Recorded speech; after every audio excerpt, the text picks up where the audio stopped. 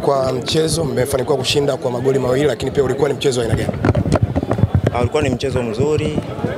Maandalizi ambayo tumeyafanya ndio ambayo yameweza kutupa matokeo mazuri ya leo. Kwa hiyo tumeanza vizuri na tumemaliza vizuri. Kwa hiyo focus yetu sasa hivi inayofuata ni katika mchezo ambao unakuja mbele yetu. Ni furaha kiasi gani kwa kufunga bao la kwanza kabisa ukiwa na wananchi Young Africans kama sikosei? Pengine ni furaha wewe mchezaji kwa kiasi gani?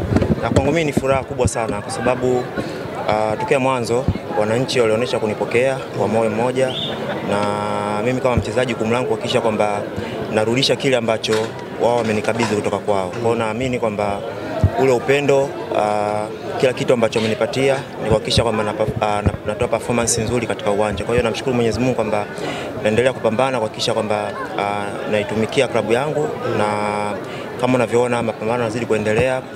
Kama timu tunaendelea kupata matokeo mazuri kuhakikisha kwamba tunafikia malengo katika msimu. Pressure ilikuwa ni kubwa kiasi gani baada ya kutoa sare na Mbeya City na leo mmekuja kwenye mchezo wa ligi kuu soka Tanzania bara, mkileta na mchezo ambao umepita, mchezo ule pressure ilikuwa kiasi gani? Siku zote unapofanya vibaya unakuwa unaangalia wapi umekosea. Kwa hiyo tuliangalia wapi tumekosea na tumeweza kuinuka. Kwa hiyo sasa hivi ni kuhakikisha kwamba kila mchezo ambao unakuja mbele yetu hatufanyi tena yale makosa ambayo tuliyafanya.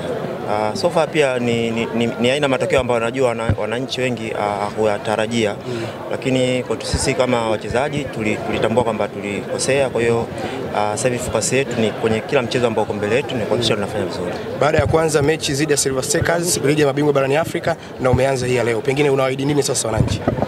Kama nitaendelea kupata nafasi, nitaendelea kupambana kwa sababu nipo hapo kwa ajili ya kuhakikisha kwamba naipambania timu.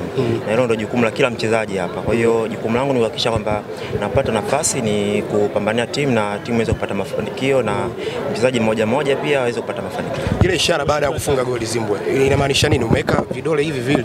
Comment zimekuwa nyingi sana. Unaweza kutuambia? Ile ni alama yangu ya ushangiliaji, kwa maana kwamba ni M. M ni Mohamed. Kwa hiyo ipo hivyo. Shukrani. Asante sana.